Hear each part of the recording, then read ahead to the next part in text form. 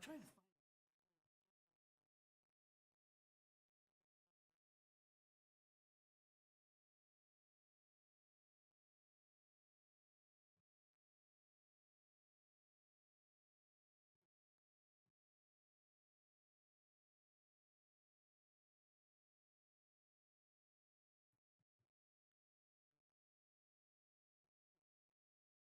He's on the west.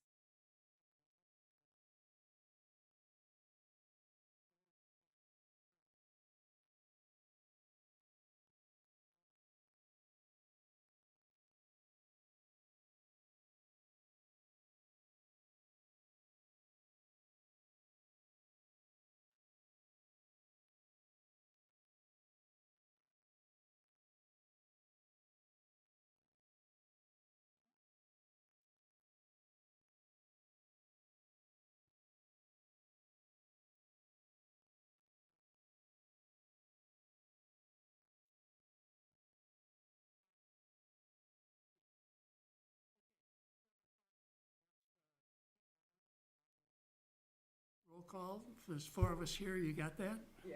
Okay. Agenda, motion to adopt the agenda, So moved. second? Second? I think we want to make a few changes here. In terms of item 9, old business, the public institutional zoning, do we want to do that tonight, or do we want to roll it over? There's one of the issues there that Kathy cannot vote on, so we don't have a quorum. But what's your pleasure? My preference would be to just push it. Push it to since- next month? Yeah, Mine I'm keep it okay all with that. together. Okay. We don't know what HDSC 2022 is at B, so we're going to drop that. Outdoor lighting, I tend to agree with David on the same as A. That's a pretty big issue. Unless we have a lot of people in the audience here to talk about outdoor lighting? Outdoor Outdoor lighting. Outdoor lighting? lighting, No? Let's roll that over Okay. till next month. So that takes care of the old business. New business, next contribution, I'm going to propose that we postpone that item till next month. okay. Pickering Barn, we've got a couple folks here that, experts on it, so let's leave that for now.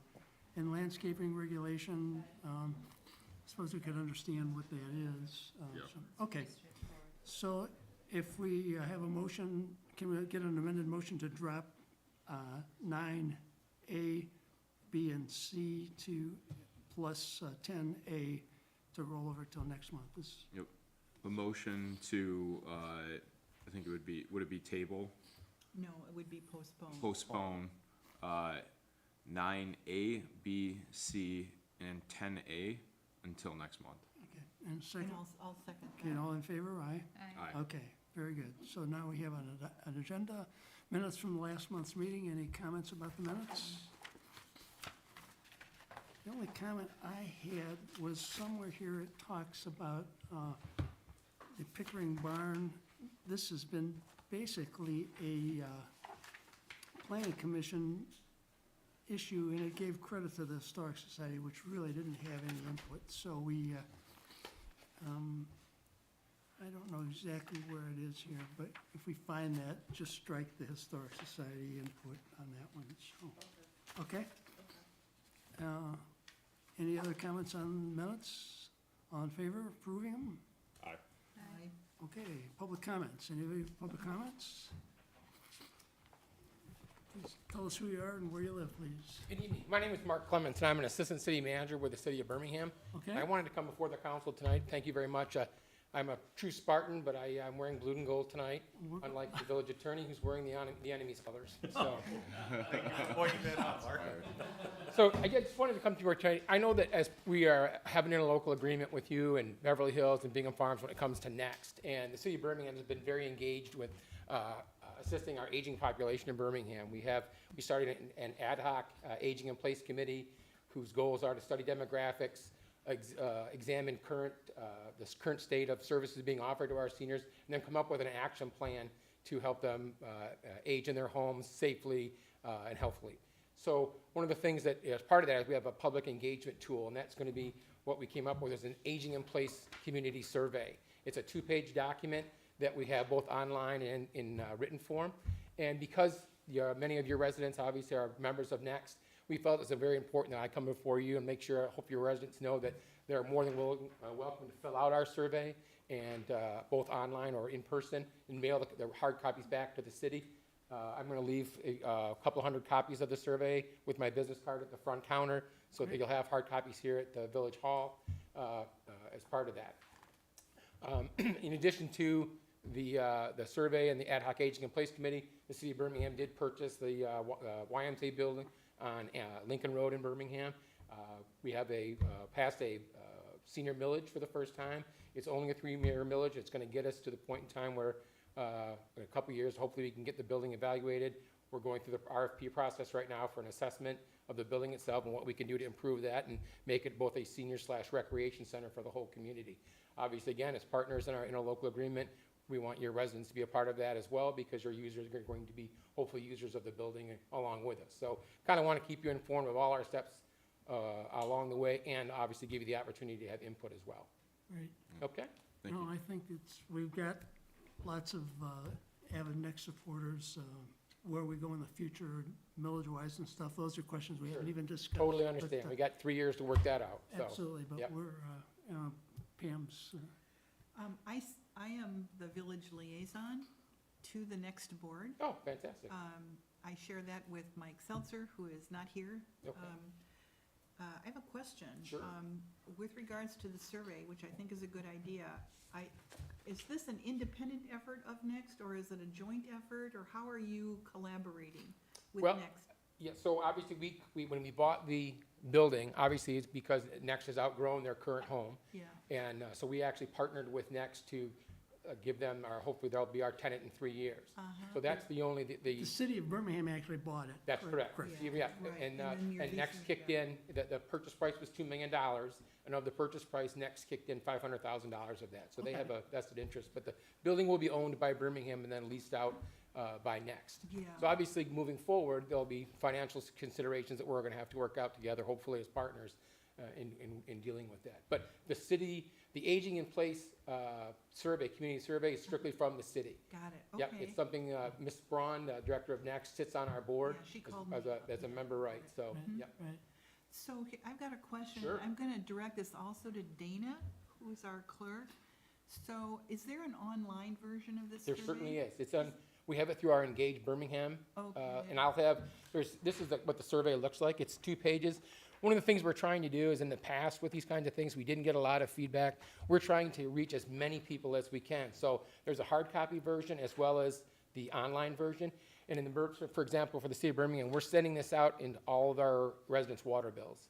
So, Oh, just to, Can I ask you a question? sure, Could you send me a link and I can put it in our electronic? 100%. Yep, I will be happy to do that, Where I yes. was headed. Yeah. We would really like to get, and I'm going to be visiting Beverly Hills Council and obviously Bingham Farms to try and get, the whole idea is, because we're all working together on this, obviously our populations are aging, and we really want to do a good job of trying to make sure that we address everyone's needs and concerns. Great, thank you. That was my question. Okay, anything No, else? I'm personally committed to doing what I can to. Thank you, I make this thing appreciate work. that. I know my city manager Ecker has reached out and spoken with Mr. Seltzer, Seltzer, yeah. right, already, and like I said, we have some time to work these things out, and I'm excited to tell you, report back that you guys are excited about Next and moving forward. Okay. Good. Thanks for coming in. All right, go blue, All right. guys. Very good. And that's hard for me to say. Have a good night. Any other public comments? Village officers and agents, I saw Dan Roberts out there.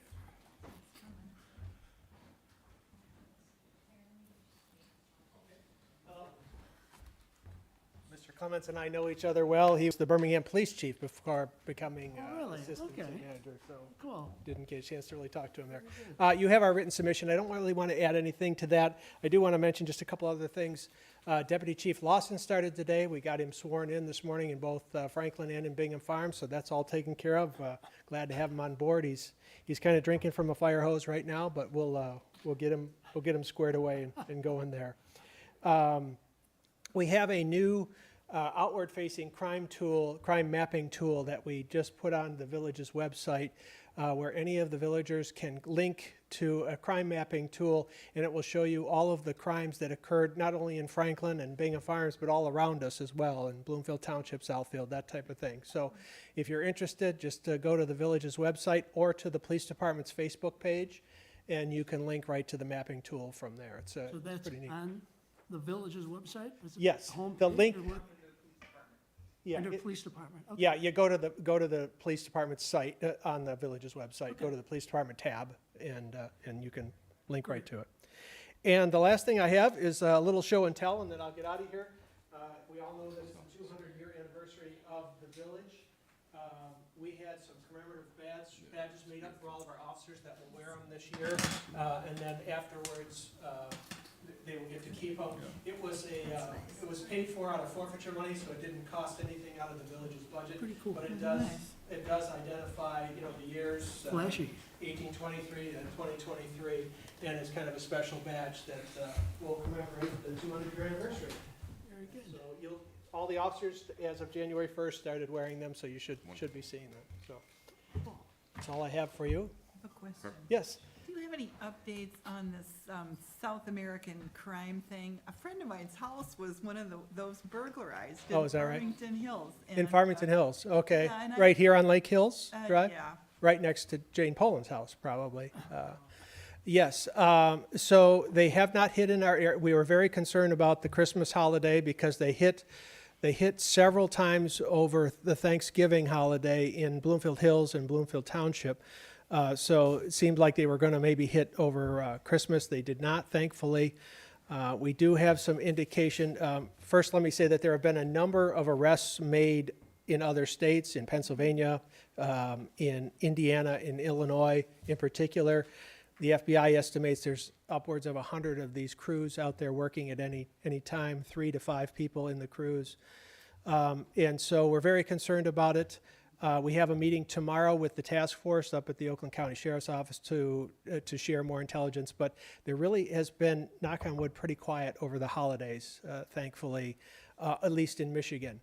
And other areas around the country, not so much. But so I don't have anything new to share other than please call us with any suspicious cars or people that you see in the area. We would love to check that out. So, Thanks for the yeah. All right. Great. Thank you. Thank you. Tony? Good evening. You have our written report as well. The only thing to add is that with the new Oakland County radio system, we went live just after Christmas. And so we are working within the new radio system. So everyone who pays taxes or pays the fees on their cell phones, thank you so much, because that's what's paying for the program. We still have several months to go before everything is finalized with reference to the installations, but we are good to go. So pending your questions, that'll conclude my report. So is there a whole new communication system now? Absolutely brand new. So this communication system was redesigned, and it includes every police, fire department, and the sheriff's department in Oakland County. It also is linked with the state MPSCS, the Michigan Public Safety Communication System.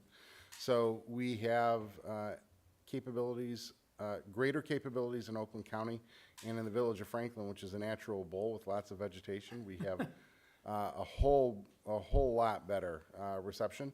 But once we leave Oakland County, we can, if we leave Oakland County for disasters or emergencies, we have the ability to speak to other agencies across the state. Cool, very So good. it's a great system, but it's probably $40–50 million. It was a very, very expensive system. And we're paying our fair share? If you have a phone, you are paying your fair share. So everybody is. Everybody in Okay. Oakland County Okay. is paying towards this. Okay. In terms of, there was something with the radio system that I totally forgot, but Cool. So Anyway. does this enhance your ability to immediately contact other agencies? I mean, I think my question, Tony, is what's better, what's different? So the system has been completely redesigned. The system that we had in place, end of life was probably 5–6 years ago. So the county was literally going to eBay to find parts for the system. The system itself, not only was it antiquated, but it was more in tune with just keeping it within Oakland County. So now, not only are there more towers, not only within the county but outside of the county, the distances that the radios can communicate. With the Oakland County communications, it goes from within Oakland County to the counties that adjoin Oakland County. There is also an extra probably 50 or 60 statewide talk groups that we can get joined into. So there's a lot more. It's a trunked system, meaning it's computer controlled, it's tower controlled, and the way the towers are working is much better, not only because the system is using newer components, but it's using newer technologies to have the communications get the communication link get completed. So we're able, and with this system, every public safety agency in the county is connected. The old system, not everyone was. City of Southfield was not, now they are. So, and there's a number of reasons for that with high-rise buildings, repeater antennas, things like that, but everyone is connected now. Within Oakland County, because of the way the system works, we're also able to get access to much clearer communication. So when you have topography changes, such as hills, valleys, that sort of thing, and then in the summertime when you have foliage on trees, that naturally will hamper radio frequency communication. So we have a much better opportunity to be able to speak, especially working with the police department, who changed over several months ago. Thank you. You're welcome. Thank you, Tony. Yes, thank you. Appreciate it. Okay, current bills. Do we have a motion to approve current bills? I think we still have one more report. Oh, I'm sorry. Well, I'll make it quick. Good evening, trustees and president. Please accept the written report in the capacity as the village treasurer. The bills list for this month totals $138,943.67. The amounts on the bills list are consistent with normal monthly spending. The expenditures are generally consistent with our budget. This bills list for this month is quiet, but it includes a large entry of $23,497. It's for plowing, maintenance, signage, fall cleanup we paid to Johnson Landscaping. The village has sufficient funds to meet its current and anticipated obligations, and the list of account balances in the package is of January the 1st. We hold at First Merchant Bank. Any questions? pretty normal to me. Okay. So now we have a motion to approve payment of $138,943. So moved. Second, Second. questions? All in favor? Aye. Okay, now we can move on to special, I have nothing to report. Any council members, anything? I just wanted to say the sip and stroll was awesome, so great job Main Street on the coordination and execution on that. Again, thank you. It's great to see the community come together, talk with the merchants, so your hard work is appreciated by many people in the community. And also, if you're watching the game, be safe out there. I'd like to add on to David's comments. Pam Migliori from who owns the gas station was the one who arranged for the lights. Oh, okay. And I've just gotten tons of calls about Yeah. those lights. People love them. And Susan, thank you for the design work and getting the banners. They look really good. And just as a note, we bought our own lights, so we'll be Oh, wonderful. doing that Yeah, next year. We bought them after Great. Christmas, so Yeah, excellent. it'll save they look money. really That's good. They great. do. So They look thank you beautiful. for that. That's it. Okay. Susan, is there anything in terms of administrator or No. planning commission? Stuart? Yes, so for Planning Commission, we met last month. A few of the items from our meeting were on your agenda. I know that they've been taken off just due to the numbers, but the things that we had brought forward were regards to the Pickering Barn discussion. We gave our report to you. We should be in your packet, as well as the outdoor lighting ordinance update should also be in your packet. In addition to a memo that we asked McKenna to provide with regards to the artificial turf. I know that that's something that Planning Commission decided to continue working on, even after our council meeting discussion. We feel like it was at least something we should at least explore what the possible options are for us for if we were to regulate it. Another thing that came up in our meeting is communication with regards to communicating with and getting villager involvement. That's one of our goals in Planning Commission is to get members of our community involved, not just at council meeting, but also in Planning Commission to hear their voice and encourage them to participate. So we have several task force that we've worked on since starting in November to get that started and kicked off in that area as well as some other areas. We do plan on providing next month an update to our goals, and we're going to update the word at verbiage and put it in your notes so that way you can at least in your packet so you at least know what our goals are. We did finalize them in the end of November, but we want to update the verbiage to make it easier to understand, because some of us, we have an idea of what it means when we wrote our list out, but we want to make it easier for everyone to understand. So, Cool. yes. Thank you. Questions? Okay. All right. Thank you very much. Okay. Anything with Maiden Street, Susan? We're busy with accreditation and probably will touch on a lot more stuff in February since Okay. not everybody's here. So. That's cool. Pathways? Yeah, so we had David Goldberg join us, who was on the planning commission, heading the planning commission at the time. A lot of the previous work by McKenna and HRC was done.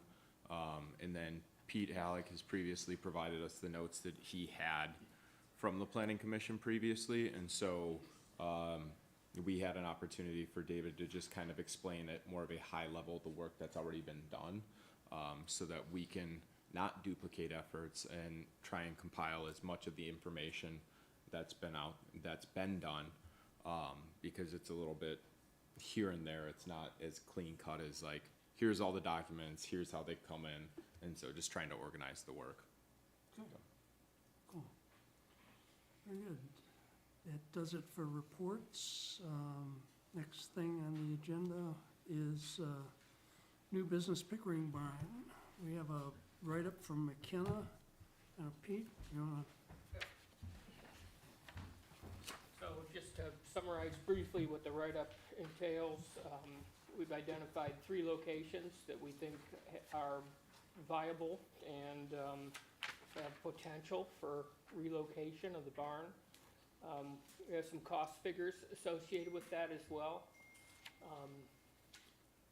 Susan and Jeremy from Comerica and myself met in early December to discuss developing, we're calling it a business plan, but a document that would promote or describe the commercial use at Franklin and 14 Mile.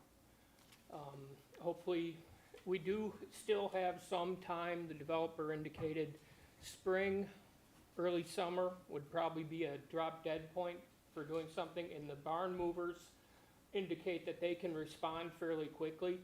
So we have a little bit of time, but hopefully it gives you guys time to put some thought into it. And the one thing we'd like to know is if we feel there's enough support for this for us to continue to do development work, possibly bring an architect in to do some planning. Obviously, there may be costs associated with that, but we want to get the feel so that the end vision can be developed more. If you as a council feel that it's a worthy effort, we'd like to do that. So that's my question to the council.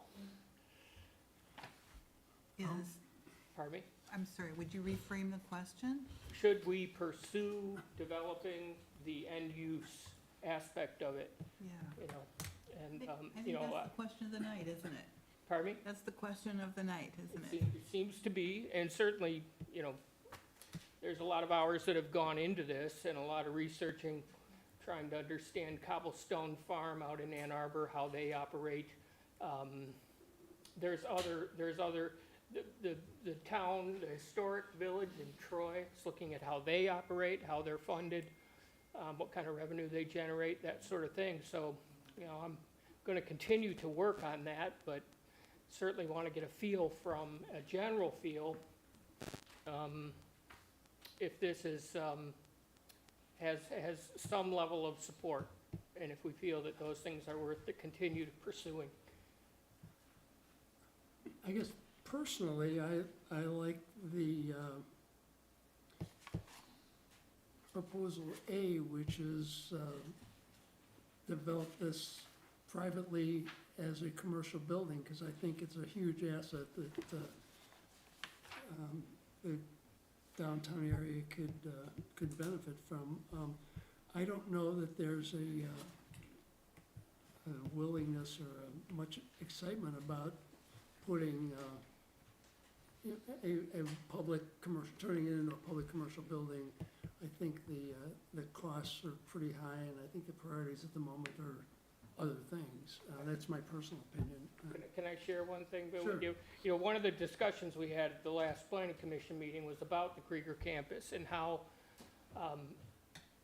it could be improved, how it could be made self-sustaining, the possibility that, something like a Pickering barn could take it over the top, make it something attractive and useful, bigger size. Okay. So I at least want to throw that out you, that we're exploring a lot of things. I'll just speak for myself, Mhm. Pete. I looked at the report, and you and I have certainly had conversations about this. And I love the idea of first of all, I'm mad at Bloomfield Township for not taking care of their building, but I gotta set that aside, because they're not gonna do it. But I think I think we've gotta think long-term. I get stuck on how are we gonna pay for this, and who's gonna pay for it? But I really appreciate your doggedness about, staying with this and helping refine options and giving us information about costs and what-ifs. At some point, we're gonna have to say, let's go or let's not go. Right. For me, the two options, the first option is that triangular piece of property at the corner of 14 Mile and Franklin Road. I'm hoping that you can get some support from the economic development folks here to do a feasibility study and see if that's a reasonable and realistic project. That would be my personal favorite. I think it would add to the downtown district in a way that is compatible with what's already there. And with the closure of the Franklin Grill, and new owners coming in, there's a lot up in the air right now. And we don't know what businesses we're gonna have in the downtown in the next year. But my first choice would be to pursue that if it makes sense. The second one, I've warmed up to after a while. I was first not so excited about it, but I'm thinking back to when we did the 2006 master plan. We had a couple of huge meetings where 120 people came and talked, and one of the priorities was a public bathroom, check. Another priority was the community center. I could see my way, if there were some way to pay for it, taking a look at moving out of this building and doing a combination of a community center and village offices in a barn configuration that would be a blending of the Krieger barn, which we haven't done anything with, and we're still kind of on the hook for that. And this new barn would actually give us space to have the kind of meeting space that we've been talking about for years. This building is never gonna get any bigger, and I think it could be redeployed. Sure. So those are the two kind of directional things that would keep me excited about it, if it could become realistic, feasible. The one I'm not excited about is putting a big that big barn right in the middle of the village area, the open area. I think it would blow up something we've touted about Franklin for years, which is its open spaces. And it would, I just can't imagine it working, but that's my opinion, and I'm willing to yield to anybody else that wants to express theirs. Appreciate that input, that's, Yeah. so. Kathy, David, comments? Yeah, I fully agree with everything you've said, actually. The idea of making it a community center, connecting it to the barn, the small barn that's there currently, I think it would allow it to then be rented out for things like weddings and parties. It's a practical size. Absolutely, because right now it's way too small for that, and people are still renting it, but it's not as usable. But yeah, there's a lot of things we can do with it, and I think there's great value in that, and I definitely support that option. So, from my opinion, A is not our place. We don't own the property. Like, we can put forth the effort of Main Street communicating, but at the end of the day, I'm not gonna use public tax dollars to move a building for a private business. And I don't know how long we continue taking up the planning commission's time when we have other priorities that both they and we are interested in. And so the finality of this needs to happen at some point, rather than just like fairly grandiose ideas, and there's nothing wrong with that. But at the same time, like, we're talking about, first of all, we have two buildings that are not used or underutilized. So when we talk about the viability of how things can be used, we're not putting efforts into already making the use of the buildings we have more efficient, or more efficiently using those buildings. And so we're talking about, again, putting taxpayer funds towards a hope that we've previously done that have resulted less than ideal outcomes.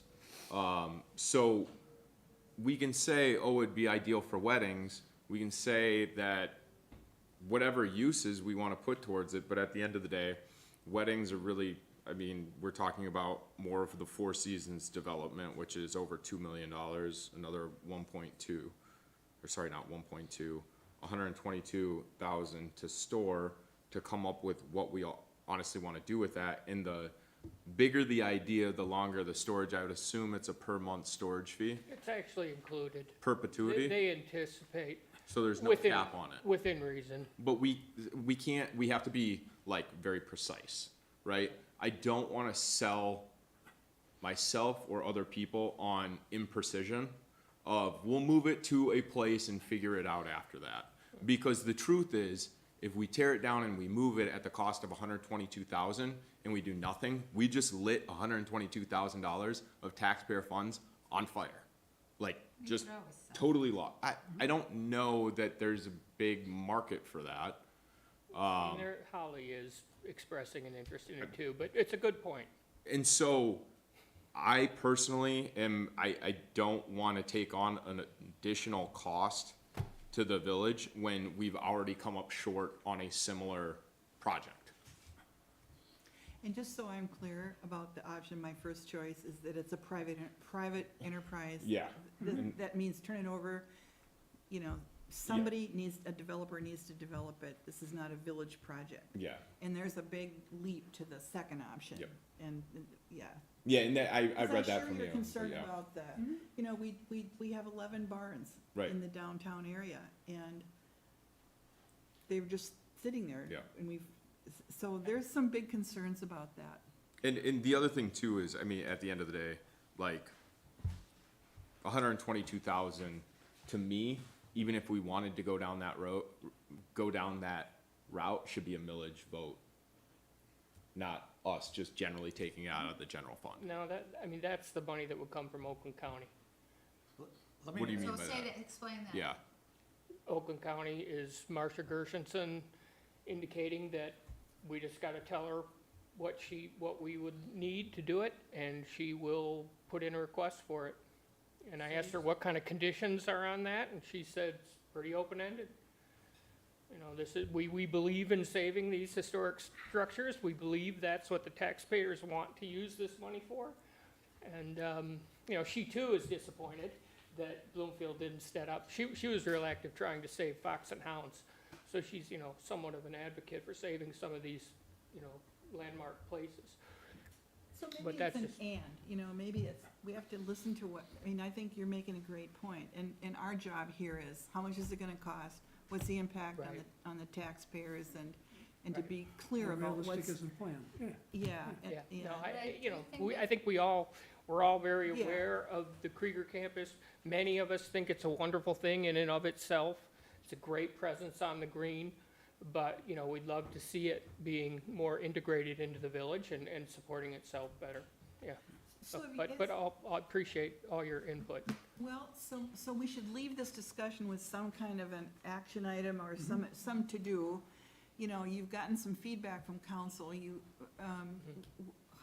what will you, when does planning commission's responsibilities end here? Because I'm mindful of David's point.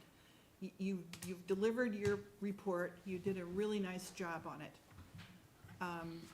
You've spent the money, and now what? So I'm sort of looking for that now what? Good. Well, I mean, I would say it's on our agenda. We're dealing with it in subcommittee, so it really takes up only a very few minutes. Chris Duzen's no longer working on it.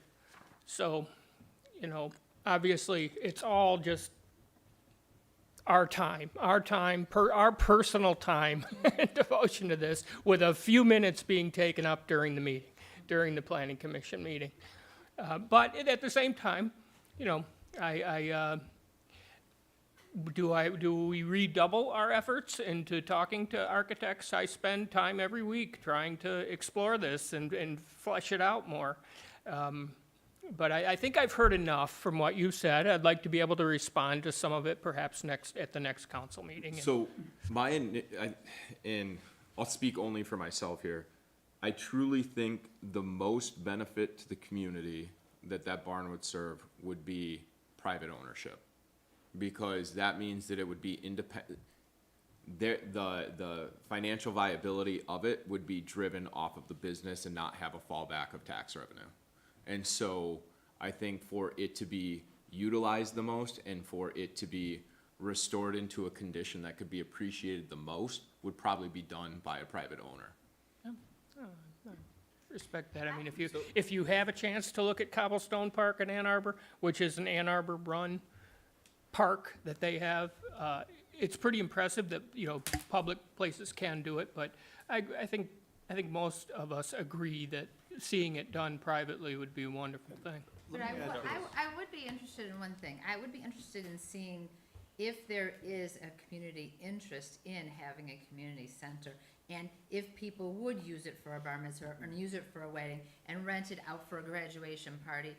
I think there's value in knowing what our community wants. We just have to be very specific about what community center means, Yes, like yes. community venue, right? Because like, for me, community center is more multi-purpose. It's than- not gonna have a swimming pool in it. Well, it's that's my point, it's 2,400 square feet, which ultimately is a nice size space, but when I hear community center, I'm thinking a little bit more robust that wouldn't be able to be contained within 2,400 square feet. Be careful on how we say it, but if it's a venue, if that's interest, I mean, I'd love to see what the community has to say. The charter states, chapter 2, section 3, is the village shall not have the power to acquire by purchase or by lease if the annual rental exceeds $10,000 any real property, unless the same shall have been approved by majority of the electors voting on at any general or special election. So you don't have the power to purchase if it exceeds $10,000 in annual rent, unless the majority of voters agree to that. So you guys, Doesn't real property mean land, not buildings? I think that includes real estate as well, dwellings, I premises. was under the impression that it was only the I land. can take a look at it further, Okay. but this is something. But even then, it's a big issue, and I agree with Kathy. If we could put some sort of proposal together and let the voters tell us, hey, I like this idea, I'm willing to consider a tax increase, great. If not, okay, the voters have spoken. I just want to make sure it's clear, because this is going to come back to planning. Sorry, Pete, I'm Go ahead. stepping on your toes a little bit. No. I've heard diverse opinions or thoughts from the council. I know that we're missing a few commissioners, trustees today. And from the summary of those that are here, it sounds like from a commercial entity taking it over, you're more in favor of that, which just because, you know, obviously the onus of managing the transfer of property and running it and moving it into the village, we find it to be beneficial to have, if there's a commercial purpose that someone is willing to pay for, we see the benefit of that in the village. As far as planning commission goes, we really we were given a few points to deliver, which we did in the past, and that's partly what Pete was presenting. But at this point, for us to pursue it further, other than making, you know, some basic discussions outside of our meeting and then having summary meetings in planning commission, we have very little power and more we can do with it, based on the feedback we're getting from council, which is fine. And I mean, but we're at a point where we can't really make any more progress unless the council wishes us to formulate some sort of action plan, like I think you were talking about, President, for us to take it to the voters. But that would mean a much larger initiative to create a plan that would, we could put on a millage or a ballot or something to let people vote on. That's another level of, I think that's even a higher bar to reach than we did for the last 3 questions we had to answer. On that level, with that, I mean, I would like to understand if that's what the trustees are really wanting us to do, to spend that kind of money, to put something on the millage for voting for It depends on what is that kind of money, Stuart. well, okay, so if it's storage and we're able to have Oakland County help us to help store it, but we still, ultimately, it sounds like the council would really prefer that we had a commercial entity take this over. I think that's our number one alternative. I think we all agree on that.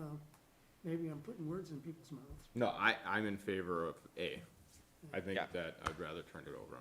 But So in that case, as part of planning's responsibility, we can help work with Main Street as part of the character of our village and planning for economic development. That falls under our purview, and that's something that we can help work on. And I feel comfortable as a planning commission, chair of the planning commission, to continue along that venue to pursue more of an A situation. I think that seems more in line with what the council and the trustees are asking us to do. And that would still allow us an opportunity to contribute to the economic development of our village and also save potentially save a historic site that other communities have decided that either value or don't value, but we feel that there is value to it. I think that's a good plan. I would feel very comfortable if you pursued the commercial option and worked with Main Street. Yep. When that turns when that path ends, either in another proposal back to us or some deal with the landowner and the developer, great. If it ends with, that's not going to work, we want to revisit the idea of the community center, then I'd be open to talking about that again. Okay. I really would. Okay. Yeah. I think we have on our goals, on our top 5 goals, the hard ones, is this notion of a revolving fund or another way to finance for the village to legally obtain property. That we are gonna be working on that.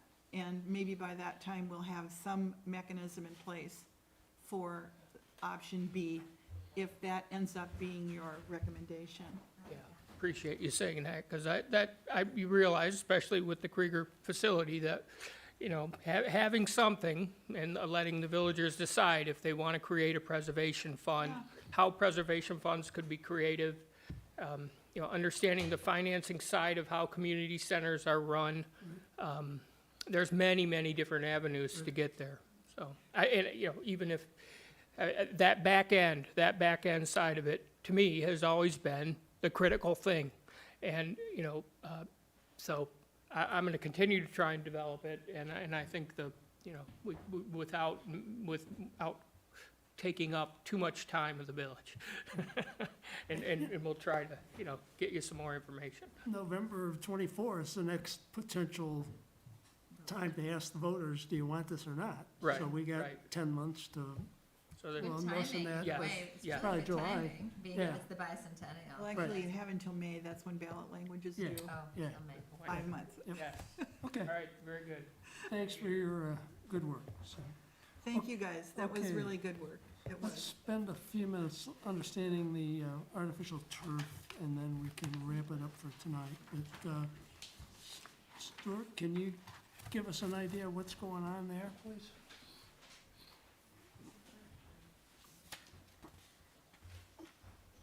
Just when I sat down. I'll give you some more exercise. I should have just stayed up here. I'm sorry about that. No, so just as I lost my page. Okay, apologize. Yeah, so the I think you received a report from McKenna on with regards to the turf action. So really, what it comes down to is the state of Michigan doesn't really have a regulation or law that we can institute with regards to regulating artificial turf. However, the village has the opportunity to set guidelines with regards to landscaping within the village, and that could include potentially the types of landscaping that we allow, and that might be an option if the village council is interested in providing an update to the landscaping ordinance. We could potentially use that as a venue to prevent using artificial materials for landscaping, which, we're all on well water. Those materials break down over time. The concern that we had with the dry cleaner also could exist in the future with regards to microplastics and other things that people are finding are entering into their soil. That's really kind of what the crux of us bringing it to you is. We all as a commission felt concerned that we shouldn't just brush this off as just a landscaping choice, because we all share the same groundwater as well as the watershed that we also contribute to the other communities as they go downstream. So it's really all about adding one section to our existing ordinance. yes. Okay. I understand where we're headed, and I think let's let the other three members weigh on this a minute. This is Franklin, we're not plastic grass. Oh. So, sorry. Go ahead. No, go ahead. Yeah, I was gonna say, I was hoping that maybe I can get this in the future, but some type of data around, what is the severity of, there's nothing for me to understand the impact, the impact, right? So compared to other things that are being utilized in a perspective, fertilizer, for instance, like other contaminants, what is the severity of those contaminants? Are there alternatives? Are there various forms of artificial turf that have different grades of severity towards the contamination? So rather than just taking a black or white approach saying, just again, quoting Bill, we're Franklin, we don't have plastic grass, being like, okay, what we're trying to address is not, are we trying to address a stigma of plastic grass, or are we trying to address an environmental impact? If so, let's get some data behind the environmental impact and what alternatives are, so that there may be a way that we can write it to say, this is not prohibited, because I see it as a larger issue, because you also have rubber mulch that are tires, right? That aren't gonna be addressed by this. And so if we need to be taking an environmental approach, let's take it from a scientific standpoint. Right. So part of the concern that the reason why we're bringing it up, and part of the reason why having that kind of data is not readily available, and at least for us right now, is there were for a period of time there were a lot of communities that were taking advantage of this as a low water usage method of maintaining a lawn. And now the more recent studies are the ones that are coming out explaining why that was actually not as good an idea, because of the way that the sun breaks down the materials, which then can leach into the soil. But yeah, you're right. I mean, if we have a more empirical data, that data is going to always evolve. Unfortunately, we learn more as we grow. Yeah. And so we might make a wrong decision and not have done either enough, or might have done too much.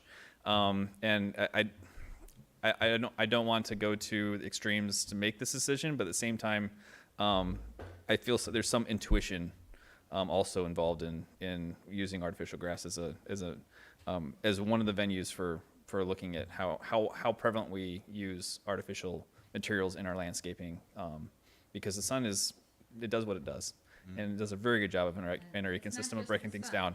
right? Well, yeah, It's the cold weather rain, and the rain, It's yes. the weather, it's blowing Ice, the yep. leaves off of it, it all washes it away, and off the rubber crumb off the top, it gets into the river and into the animals' bodies. It's in our bodies, it's because right now, and so there is a kind of a countrywide push to avoid, to minimize plastics. We look at the plastics that are in our oceans right now and the islands of plastic, and we're trying to reduce and protect.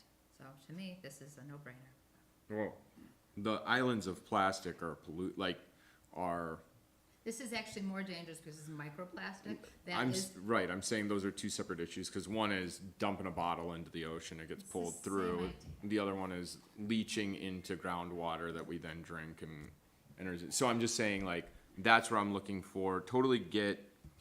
We have way too much garbage in the world.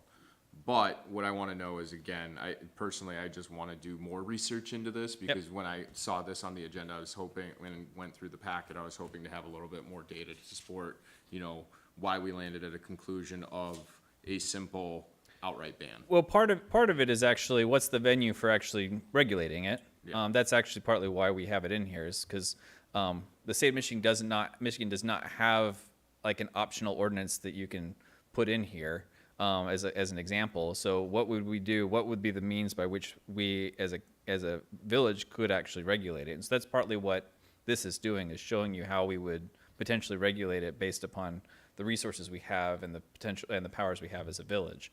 Now, you're right. To make a final decision for council, if more data is needed, we can look into getting more data to help you have a more informed decision.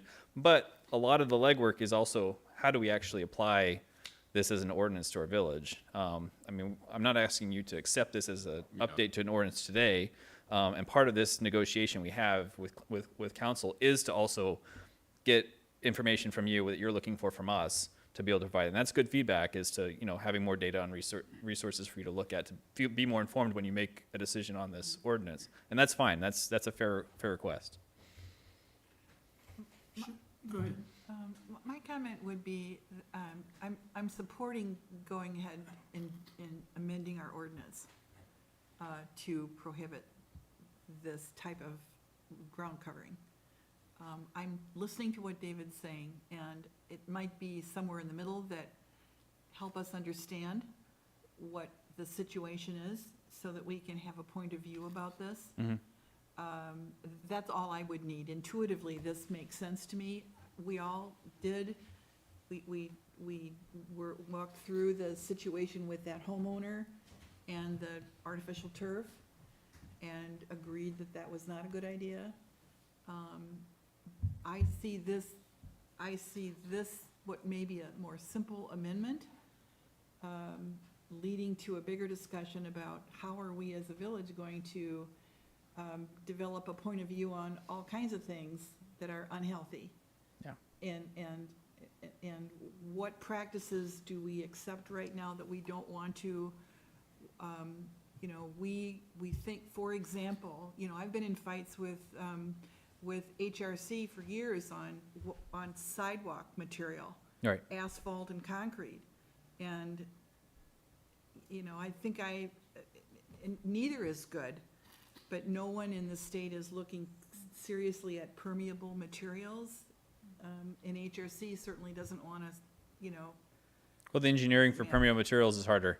That's right, it's too hard for them, is basically where it came down. But the point being that I think there is a bigger look at this.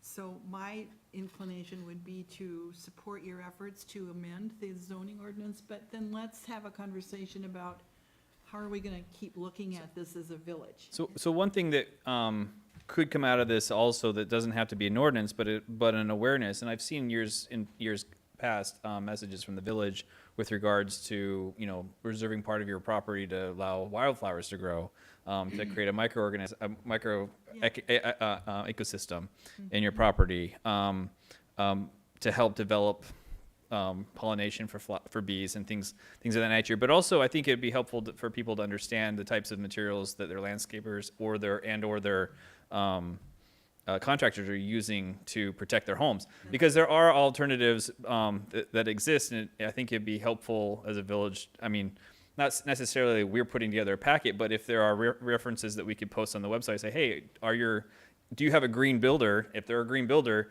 are they following these guidelines, and are they using these materials or to make sure that they're also protecting the ground that you're going to be getting water from? So anyway, that's a very lightweight way of approaching it, which I think could be helpful for the villagers to understand things that, I mean, you brought up fertilizer. I mean, I have a wetland behind my house, and any rain runoff from my neighbor's fertilizing goes right into that wetland, and that wetland absorbs a lot of water, but it is also very green from water runoff, and it's not a natural wetland in the way that you would expect a wetland to grow. It's very different than a wetland that doesn't have fertilizer runoff in, and it affects the wildlife. It affects the flora and fauna of that wetland. So anyway, Is it appropriate then for the planning commission to move forward with public hearings based on adoption of the one paragraph? Yes, that would be our next step, is to do a public hearing on this. More But before we did that, we wanted to bring it to council to let you know that this is what we found. This is the approach we would take for a public hearing. I think David raises some good issues about quantifying Yes. other things, but at the same time, a public hearing may bring some new information to light. And I personally don't have an issue with the planning commission moving forward with that. Okay. Well, and keep in mind, as you all know, any ordinance that's proposed or ordinance change proposed by planning ultimately resides with you to adopt and modify as you will. And we'll do our best to prepare and present something that you feel comfortable with. But at the same time, if there's some modifications you wish to make, we'll hopefully be able to provide you, David, and some of the other trustees that aren't here. I'm sure they have similar questions with some more data to make a more informed decision. But Okay. ultimately, we understand that. So we will roll this over till next month, and hopefully you have a little bit more information to talk about, and let's see where we go with it. So, Okay, thank you. okay, appreciate your efforts. Thank you. Okay. Rich, you got Thanks, Bill. Yeah, Rich Parada, I'm a recovering chemical engineer. I think that this topic would actually fit very well for the village and the planning commission under the concept of groundwater management, because we are a village that sits on wells, rather than just take a poke at saying, hey, AstroTurf, because it's synthetic and it breaks down into, you remember the periodic table of elements, chlorine, fluorine, all types of things that when they get into groundwater are very, very difficult, and there's a lot of remediation that you really can't go back. That's why it's a bit of a challenge, and I think I spoke about that at the Plan Commission meeting. But I think if you think about it in terms of groundwater management, then it could be the start of thinking about, hey, what about the fertilizer? What about the runoff? We are a community of wells, and part of my career, I served as an expert witness in federal cases for badly contaminated, remediated water situations. So once you get there, you can't get back. So I think it would make sense for the council, as David is saying, not just, this is not just one small ordinance, but this is part of a broader effort by the community to say, how do we manage our groundwater well? So. Yeah, and the other thing too, thank you for that, Rich, because the other thing too is also, if we're going to, just frankly, in a very abstract way, take away the rights of individuals and their use of their lands, then having these type of discussions, that type of informative stuff back to the community really gives them a justification for why. So, thank you. Cool. That completes the agenda. Meeting adjourned. Go Blue. Didn't do my half-hour time frame.